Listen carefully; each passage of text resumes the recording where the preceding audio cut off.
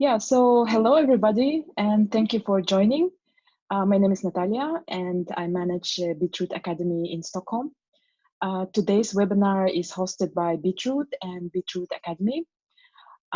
If you haven't heard about us, Beetroot is a Swedish-Ukrainian IT company which specializes in building teams of developers and designers to work for international clients. And Beetroot Academy is a Swedish-Ukrainian non-for-profit IT school that strives to make a substantial impact on Ukraine's society through IT education. And we are having an international expansion now. So this spring, we opened Beetroot Academy in Sweden and Kosovo. In our schools, we offer online courses in web development, design, IT management, and much more. If you need any additional information, please feel free to contact me after the webinar. And before we start, I would like to mention some technical moments. So please turn off your audio and video during the webinar. All questions you can ask in the chat. In the very end, we will have a Q&A session. So the speaker will try to answer your questions. If you have some trouble with the video or audio, please rejoin, or you can send me a message so I can try to help you. So that's all from my side. Thank you, Anton. The audience is yours now, so please start. Really nice to meet you over this session.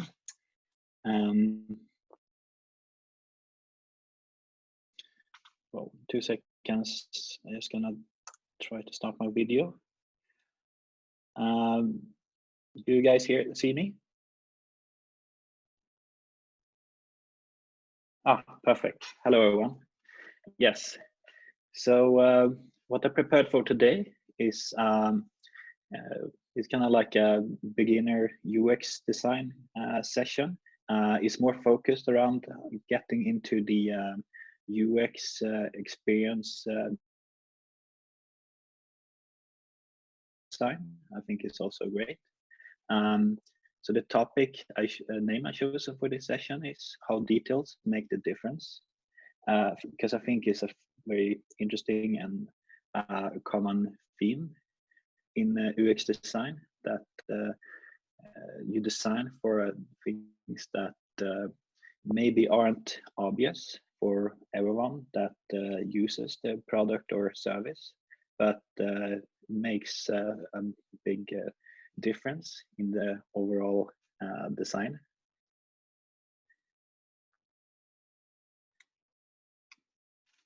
So let's see, I just gonna, there we go. So what I planned for today is first, I just gonna talk a few minutes about me, a little bit about my story, and I think that can give a little bit of sense, like you know, where I'm come from and how I think about UX design. Then I have a session called Follow the User, and I'm gonna talk more about what you can see and observe, both from people around you, but how both physical and digital products around you are shaped by how people are using them. And then I'm going to go into the main theme, why details make a difference. And I'm going to go much more into actual digital products and how what you can learn from the users makes a difference, and how sometimes smaller details in a design can really create a really good experience. I'm gonna leave you with an exercise that is not like a one-time do it now exercise, but it's more of a mindset, I would say, that you can whenever you I'm gonna explain it more, but I think it's a really good exercise to have in the back of your head while to learn your how to get into your UX thinking. and then question during the end of the session. But of course, if you have any other question, you can write in the chat to Natalia. So about me, I'm a UX designer, and I'm specialized in accessibility design. I actually started my journey after high school as a scuba diving instructor. So for 2 reasons. One reason was that I wanted to yes, sorry, I'm not really a good speller, so I can warn you guys that it might be some spelling errors. But yeah, as I said, I'm a scuba. I wanted to do something different beside school, and I always enjoyed the oceans and being underwater. So I became a scuba diving instructor in Sweden, and did that for 1 year. So I think what I learned from that was also it started to get me into the design thinking, because when you scuba dive, you have a lot of different scuba diving equipment, and sometimes some small pieces of it can be designed well and make a much more safer and enjoyable experience. And if you design like a or use as product wrong, it can really be create problems during the dive. Then I studied at Hyper Island, which is a very kind of new school. They're focused on non-traditional learning. So you work towards actual clients and workshops, and you kind of treat you work in teams that are, you kind of treat yourself as a small agency rather than reading books. And it's for digital design and technology school. So I worked with during that time different clients, different application projects. I went to the application course that was 1 year, and focused mainly on designing mobile applications. After that, I had an internship at London at a small agency called Harmony Park, and was there for a half year. Designed the application both for finance and augmented reality apps.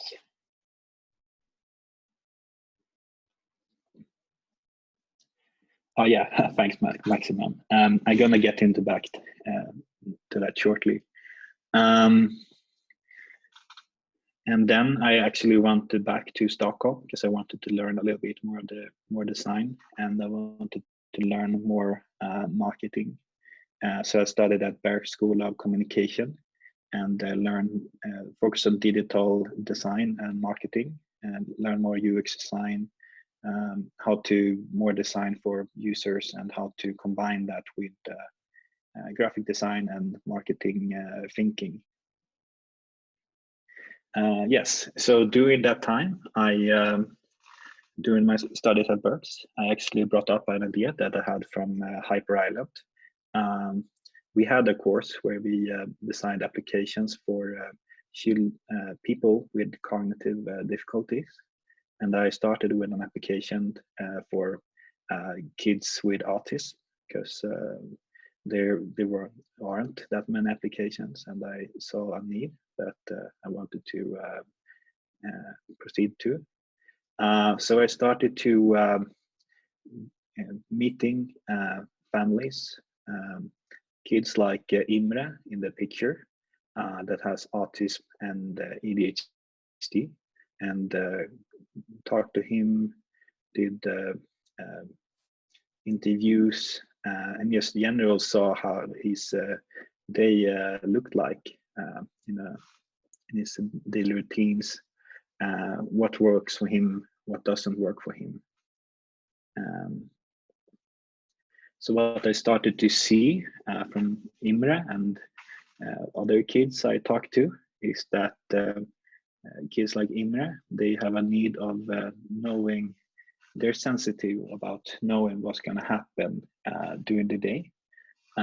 So small details like not knowing when the next school session is going to start, or when breakfast is, those small details can really create a lot of difficulties. They can create like a stress, anxiety, and in some kids they can feel very angry when those situations occur.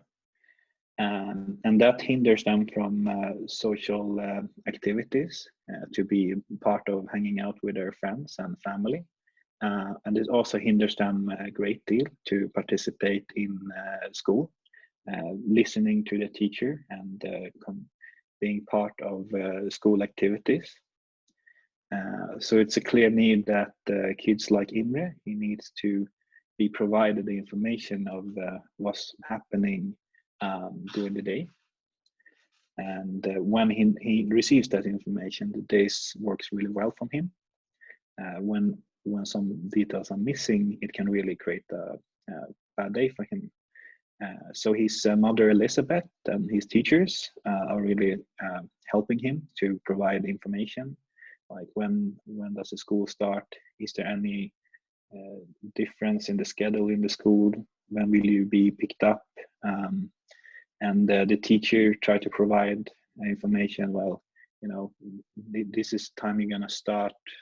Now today we're gonna read this book and then take a break now.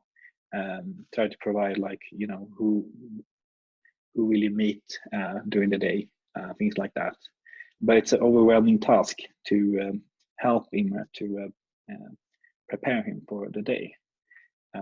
So I created this application that is like a bridge between Imre, Elizabeth, and his teachers. So the idea is that it's an application that displays for Imre what's going to happen during the day, displays with time what's happening, really clear, simple information. And it's a tool for Elizabeth and his teachers to collaborating with planning the day for Imre. So they can together, either from their phone or from the computer, plan, this is going to happen now. If something changes, they can just update it quickly.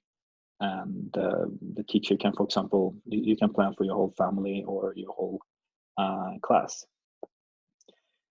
So this helps children like Imre to participate more in school and be more participating in social activities. So we've been really happy that we measured. We done more after we launched this, and we done interviews and seen that we actually made a difference, that both kids and families and teachers can many occasions see that it makes a difference in the education and in the social life. So it's currently 15,000 users, so 15,000 downloads. We have a lot of users around in especially Sweden and around the world, both in schools and in families. And something that also helped me get the kids to reach more kids is that I got a lot of recognition, for example, on the Forbes on the 30 list, and been part of very different contexts where I can get exposure and get more kids to know about Daycake. And currently I'm also working, starting at an agency called Useit. So what I've been really interesting with Daycake and my work so far and with Useit is that when you understand your users and you understand not the different needs, then you can design, you can create design that helps people that have a very special need, but you can also use that learning to help create design, better design for everyone in general. So yeah, I'm really happy to be part of Useit. And so that's more about me. Before I follow, do you have any question about what I've been talking so far?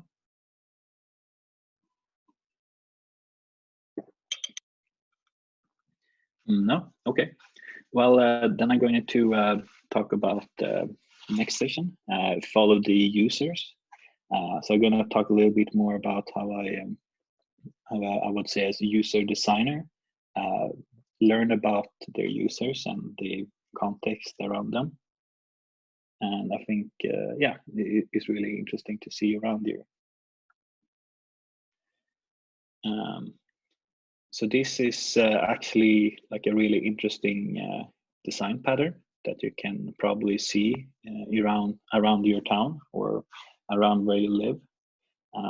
You create a path that you intend your users to walk in. So you can see here, you have a path designed for walking around the field of grass.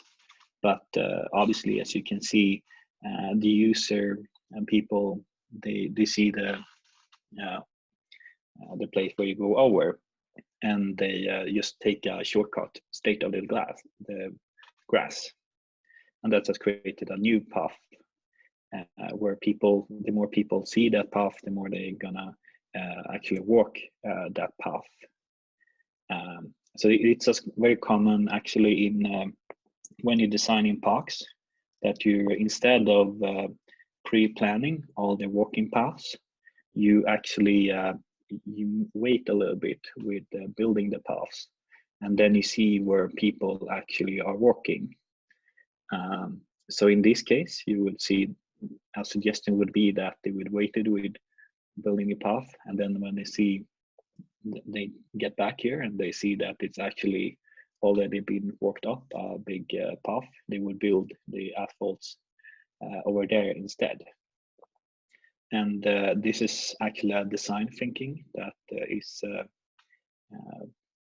is going to be like, we're going to come back to this design thinking to instead, both with digital and physical product, just think about like, see what people are doing rather than trying to be too early to design for them. Here's also a different example of when you're a little bit too quick to try to make a design that you think your users want, and maybe be a little bit too stylistic for it. On the left, I mean, you have two, on the right and the left, you have pepper and salt holders. To the left, you have a much more stylistic, a little bit more rarer design for it. And to the right, you have a much more common salt and pepper holder.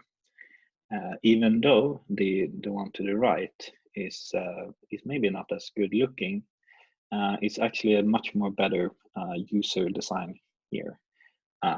Because for a user, it's much easier to, first of all, much easier to see directly which one is the pepper and which one is the salt. And that's something users expect. I think you know that by just, most people can relate to that.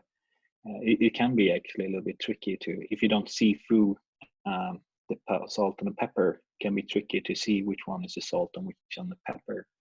The one to the left has made some design decisions to make a different amount of holes to signal which one is the salt and the pepper. But it's still much more difficult to see which one is. And it's also usually something people prefer to actually see what they're pouring into their food. Here, I think, is a little bit different design example. This is from an airplane. And this is something I've been thinking about for a long time. Why you would place an ashtray in an airplane while you're not allowed to smoke in an airplane. First of all, that's a health hazard because the smoke would just stick into the airplane. The airplane is a closed circuit, so everyone would breathe the same smoke as you do. And second of all, is a huge fire hazard. So if someone would smoke and light a fire, that would be a problem. So if they are so strict about not allowing people to smoke, why are they actually placed this? Hello? Yeah, sorry, I heard someone say something. Yes, so the idea here is that you're not allowed to smoke, but if you would break that rule, for example, go to the bathroom and smoke, even though you're not allowed, the idea is that if you would break that rule, then the next logical step would be to put the cigarette in the trash can. And if you place it in the trash can, then that's a huge fire risk, because then you could light a fire that could be a hazard for everyone on the plane. So the idea with this ash can is that it's placed in the toilets. So if you would break the rule of lighting a cigarette on the toilet, you would at least not put the cigarette in the trash can. You would put it in the ashtray, and then you would, yeah, in that way, it's designed to create a more safer experience for everyone on the plane.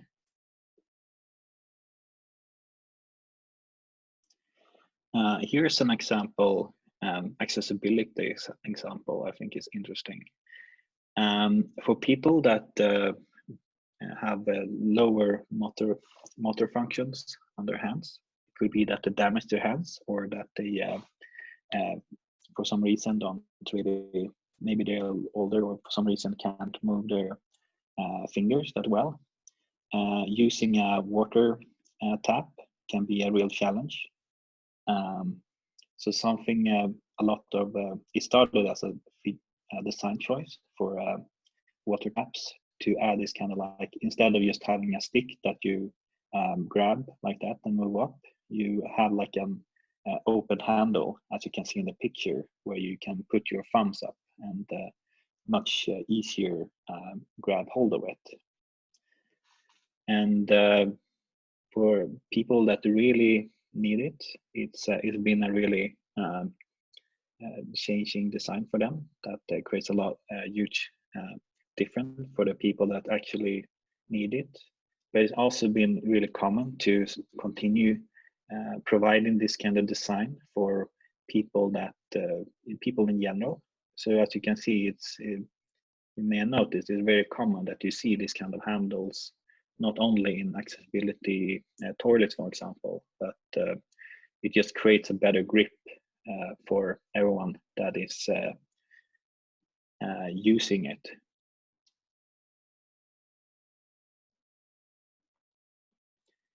So this is actually outside my my house. This is on the, you can see in the walk lane. It's probably something you also see very commonly, that they lowered the side lane a little bit on that path. As you may know, it's that's a design choice that was first done for people with wheelchairs, because they had a really necessary need to get up with their wheelchairs on the side lane. Otherwise, they would have some, for example, here, I'll have a lot of trouble to get up on the side lane from the road.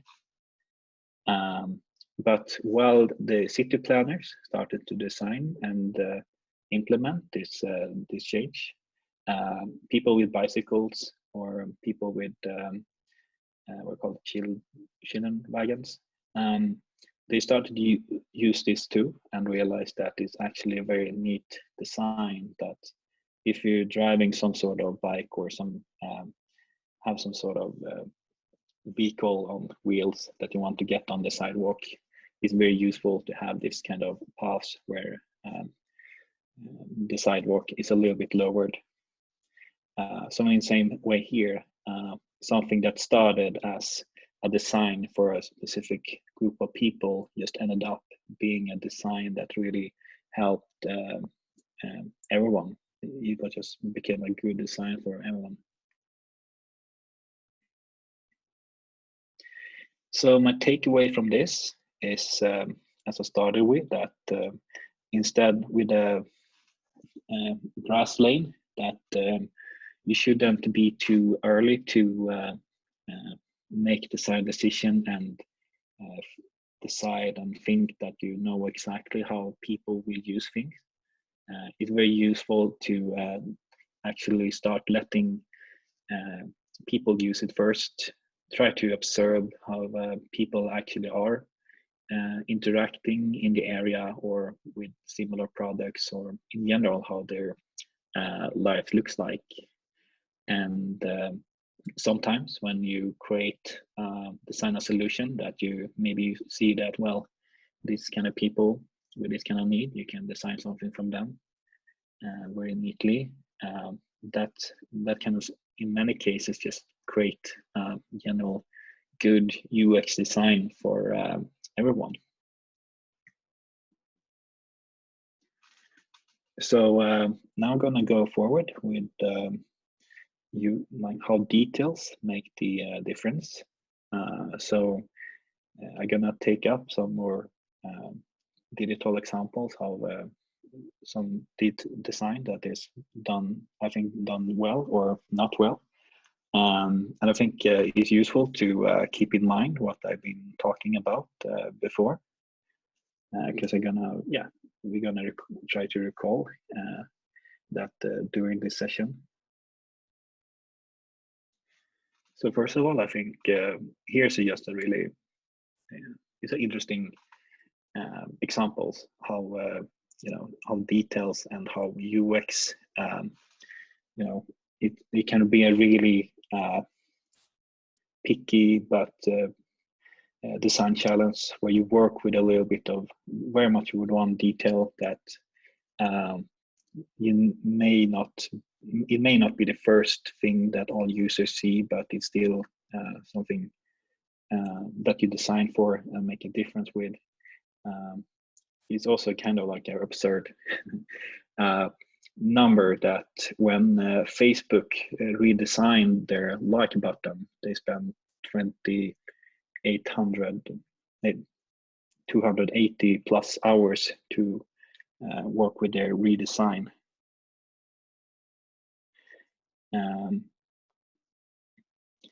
So what they did here was that they realized that when they started Facebook, the like thumbs up icon, it was very recognizable. Everyone know that Facebook, they had a thumb up icon, so it kind of became their icon, and everyone knew that when you see that like button, then you know that it's you liking something towards Facebook. But when more time moves forward and more people started using Facebook, more people took inspiration of the thumbs up and started to use the thumbs up in their own application. The thumb up icon wasn't that recognizable anymore. So then they had they really spent a lot of time to design something that they needed something that is recognizable with Facebook. And even though they spent a lot of time with research, obviously, they ended up with using the Facebook logo as a button. So I think it's just a really interesting how a lot of UX work can be put into making some difference. And obviously, like, Facebook is a huge company, so I don't expect you to design every button with 280 plus hours.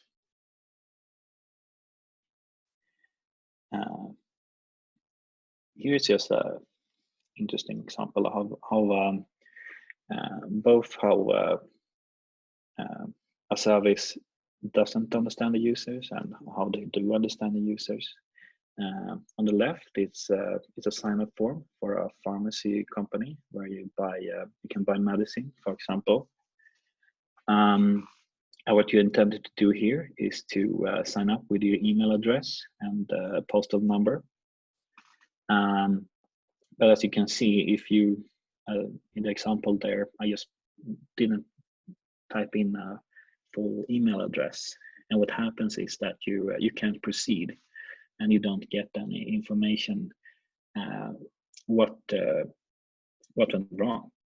So if you recall from the walking over the grass example, people don't in general don't really like being stopped. They like trying something and then get information about what's went wrong. So in this example, just disabling the continue button just makes the whole sign up process feel broken and frustrating that they can't proceed. And if you don't know what you felt in wrong, then it can be a really troubling experience to try to figure out, especially if it's a big form. To the right, you have Google, which has a very different approach in every type of input field or sign up or everything. They don't stop you. They don't put on a fence to not let you go over the grass. What they're doing is that they still have the proceed and sign up button enabled. But if you in some way provide the wrong information, or in this case don't provide any information at all, you can still press the button. You're gonna get the wrong information and an error message. So you're free to just try again, type in something else, and if you every time you press the continue button, you will get new information about what went wrong. Obviously here, maybe the message will be every time that it's wrong password. But it's a much better design pattern that you enable the users to try something rather than just stopping them. And that's, as you remember from the walking path, it's much more in line with what people actually are doing. Here I think is just interesting, kind of like a small details that made a lot of difference from Instagram. Instagram started very early on with providing a very different posting content experience. Before Instagram, a lot of social media apps and so on, they expected you to create the content, post it, and then just wait on a loading screen to be done. And then you could continue posting something new, or you could go back to some other content and look on a feed. Here, Instagram understands that a user people don't want to stand and waiting. So what they want to do is they want to post something, and then obviously they want to continue looking at other content while they're waiting for their post. So today, maybe it feels obvious that because after Instagram came, a lot of different applications have adapted this kind of same design pattern. But for Instagram, it was a very small detail that makes a lot of different from their user experience.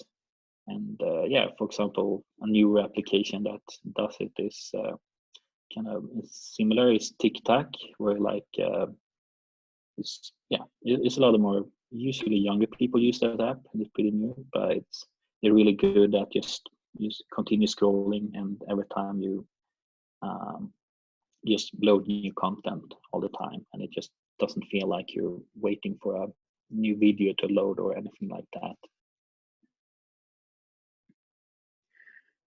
Here's example I really like. This is MailChimp. So it's application for sending, for example, marketing emails. So you can create and design an email that you can send to a list of users. And they're actually really good at understanding, what the kind of emotional ride that their users are going through. So when you're creating a campaign, you put a lot of details into designing it and making sure you're sending it to the right people, and then you kind of have this launch button that are just the final step where you start to kind of feel like a little bit anxious about, like, well, have I actually done everything I should? And what happens if I send it to just thousands of people that just going to be wouldn't like the content for some reason. So they just have this really interesting, nice animation where this chimpanzee's finger is really sweating and hesitating about pressing the big red launching button. And then if you press it, you get the animation with a high five, like, well, good job. So here they just have this really small detail where they both confirm your feelings about that you feel anxiety about this, pressing the scary red button, but also that you feel rewarded that here you actually did something good. Now the campaign is done and you can feel good about it.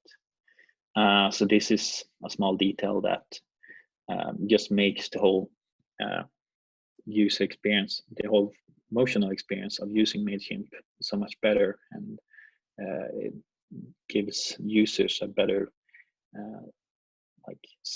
feeling about it feels better to get back to MailChimp.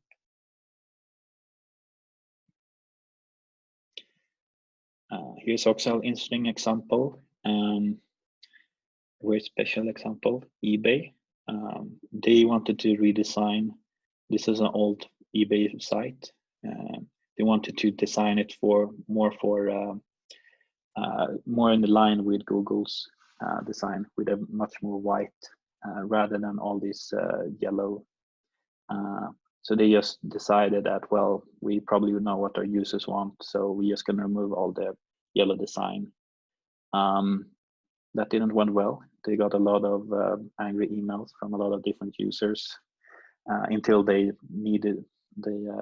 realized that they need to add the yellow design again.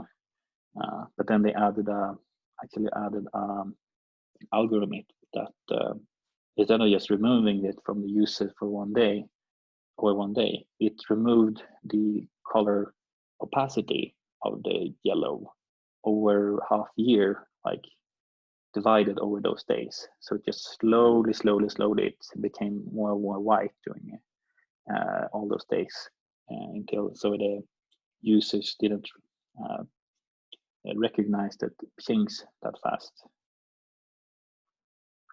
To take a little bit examples from my own experience with Daycake. Something I expected when I started working with Daycake wasn't actually that it would be a school application. It was, I expected it to be an application more like a phone that you move around in your pocket, and you bring it up between classes, or maybe between different social activities. But then I had a teacher from Canada actually sending me this, that they showed me that they're using the application on their iPad in front of the kids while they're doing school sessions. So then I learned that it's not just important between school sessions, it's also important during school sessions between different transactions between, for example, listening to the teacher and reading a book, for example. So I think it's just an interesting example of how, just seeing how people use something can really teach you something. Another example, I think, from Daycake is that process of how Daycake works is that you're as a parent or a teacher, you create an account for yourself to start planning for a kid, and then because the child doesn't might not have their own email address, for example, and maybe you aren't able to sign up with your own account. You're able to create your own account for your kid, essentially. So what we tried first was that, hey, we just want to make this creating an account for your child that's just simplified and automatic as possible. So what we did was you create your account for yourself, you type in your email, you type in your name for the kid, and as a login detail, we just generate ID number for you that you can just type into your phone, or your kid's phone. And I expected it to be just much easier. But what we quickly realized was that we received a lot of customer support emails, people asking us, well, I haven't received any login information for my child. Where is my login information? And that question puzzled me for quite a while. But then, as we have it now, we just try to instead just have this automatic ID number. We just added like, well, okay, what if you can type in your own username? You know, maybe you remember it better if it's something that you typed in yourself. And that turned out to work. That time, that worked. So when we added type in your own username, all these questions about where to find your login details for your child just disappeared over a day, essentially.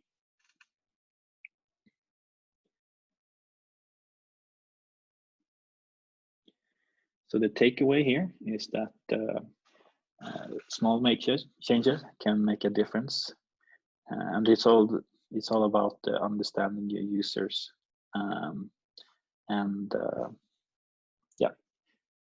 And I think the idea, as I said, with this session is to start getting into the thinking about how to see and recognize what is good design, what is not good design, and always observe and try to see what your users are doing. So I think a good exercise for you guys moving forward is to look around you in your own environment. Try to see, spot if you see something physical or something digital that are designed in a very specific way that maybe doesn't make sense in the first when you look at it in the first, but try to think about like, well, what could be the potential reason for designing it like that. And I think that's for me, that's a really good just exercise to always have in back in your head, to always think about the different design that you see and reflect to learn how things are designed around you. And yes, that's what I planned for this session. And I would gladly, if you have any questions, I think we can open up for questions now.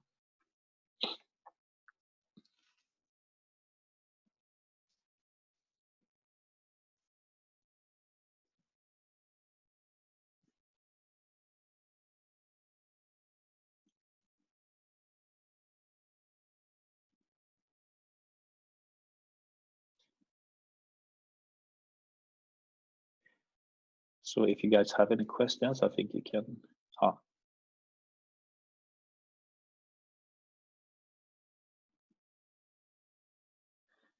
Most common mistake. Tricky one.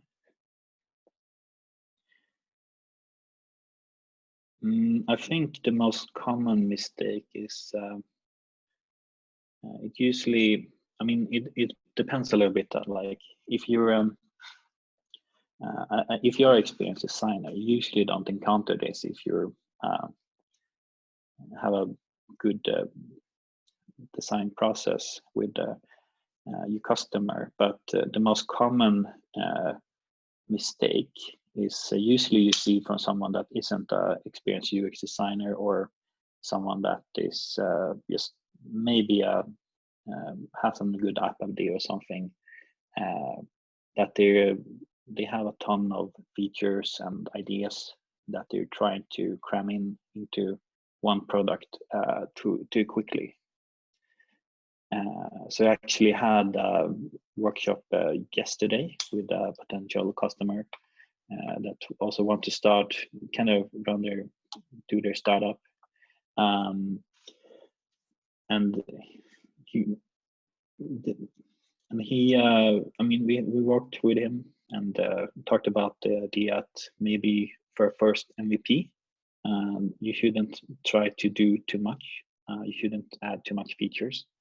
So I think a lot of people, if they have worked with a startup or worked with design before, they kind of understand that thinking. But it's still it's something that even if you know that you should be aware of it, it's a problem. It's a mistake you still make, that you try to cram in too much too early into a product, and cramming in too much features doesn't result in good UX design.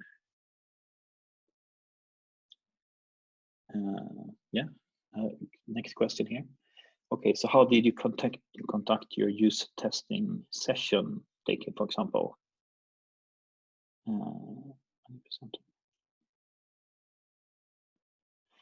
For Daycake, I'm kind of a very big users of using a notebook.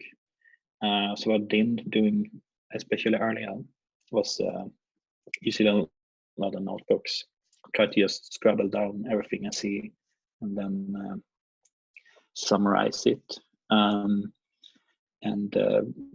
try to write and draw kind of like a user timeline.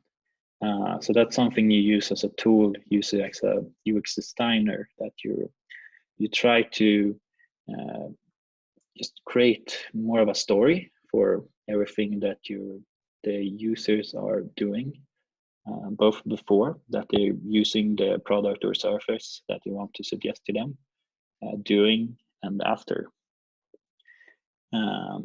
So just getting as much details as possible.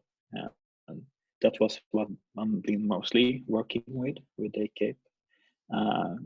As in Daycake's case, it's been really useful to learn detailed information rather than you usually talk about detailed and quantity information. Detailed information is when you conduct an interview. Quantity could be more of a survey that you send to a lot of people. Other than that, I think, yeah, and I mean, we had some, then we especially just set up like later on, we set up some questions we try to answer with a little bit more quantity. Like, okay, we maybe asked 200 people, do you see like different for your child in the day, education wise or social wise, and try to get a little bit of a yes or no question on that. Let's see. What skill set do you need in to launch your app? I mean, design skills for sure. I mean, of course, you need a programmer. So I mean, I would say design and programming, and of course, is the essentials to get something off the ground. But of course, you can't expect an application to just reach a lot of people without marketing. So I think marketing also a very essential tool to also maybe include in your UX project, because a UX person is usually the one that is most involved in how their user are thinking anyway. So a UX designer working with a marketing person can be really powerful to both create good design, but also to create good marketing to reach more people with the application. What's your favorite website or apps from point of view UX design? I don't know. I think it changes, I guess, during time. But I mean, one of my favorites, I would say, is Evernote. That is more about application for just typing in notes. So they're really, I think a lot of productivity tools for me is like they add too much detail, or it's just trying to be like a calendar and to-do list and notebook and everything. Evernote just is a tool for writing notes. You can add stuff to it, but it's just a very simple process to like add notes, and you can search from your notes. So you kind of create your very big library of different thoughts or writings you had for a long time, and just really makes managing notes. It's one of the best tools for me to manage notes, and the application I use most. And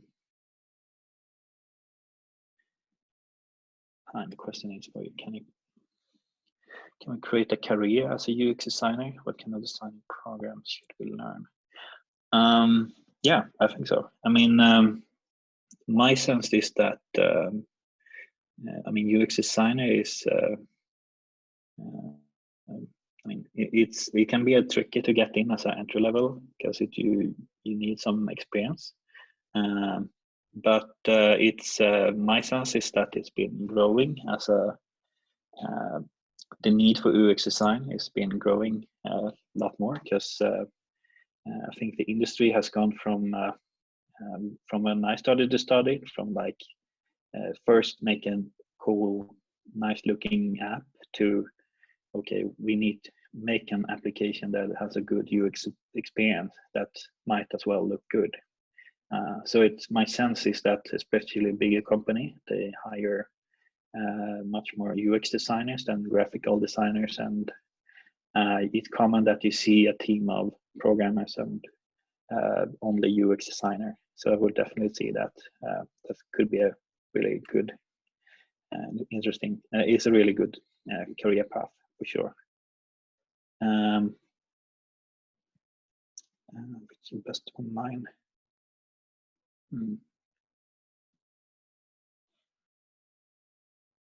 Yeah, I haven't really looked at that many UX boot camps yet. Yeah, I have to think about that, but I will think about it, and maybe I can post something in the event or something later. How long does it usually take to analyze the user habits before getting started with the design? It's hard to say exactly because it depends on the product. It can be very, so you need to have a little bit of I mean, gut feeling about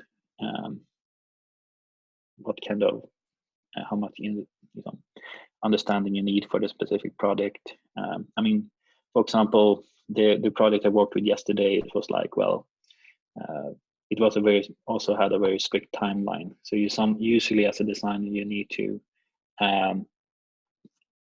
think about, you usually have a very strict deadline that you need to adapt to. But for sure, I think for me, it's like I usually just try to, the research is what I prioritize most. So, I mean, maybe for the overall design work, I think you should at least do like 40% of the time spent on that.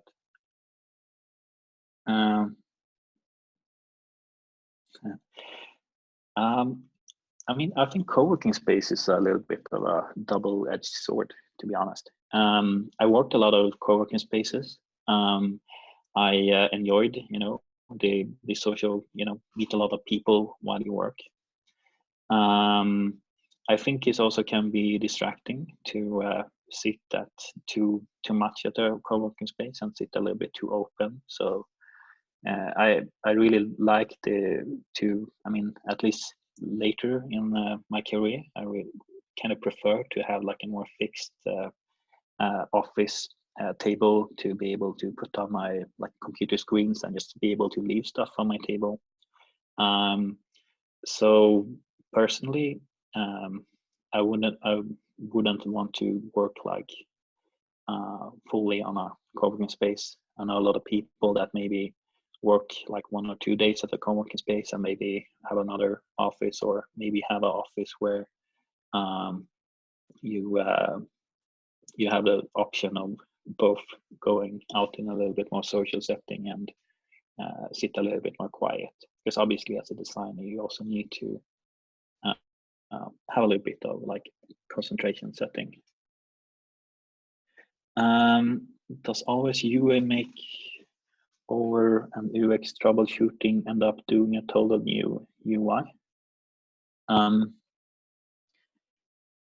I guess what you're saying is like if you're doing UX, that it should overrule the UI. I mean, sure, it doesn't necessarily mean that every time you do like UX design that you need to throw out all the UI. What is much more common nowadays is that you work with design libraries. So you don't treat a design as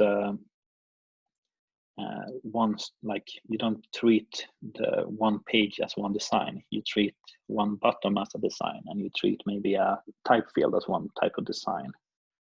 So then I would say maybe you figure out, as in the example, that the type field doesn't provide enough information about what went wrong when you designed, when you typed in. So then that's would be a UX decision that, well, you know, the communication from the type field isn't enough, so we need to redesign the type field. That wouldn't just throw out the whole UI. But definitely I will say that it's better to have good UX and good UI. So I think it's like UX is like trumps over UI. But for sure, I mean, if you have a good UI that you can still redesign without, you know, like messing up a nice looking interface, you know, sure. I mean, when you see a problem in UX, start to fix it together with UI.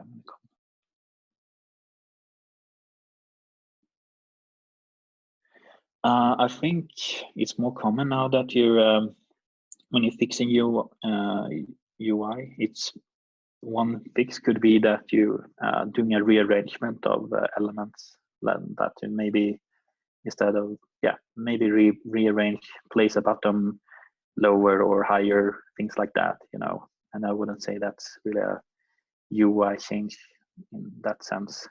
Oh, 2 minutes left. You can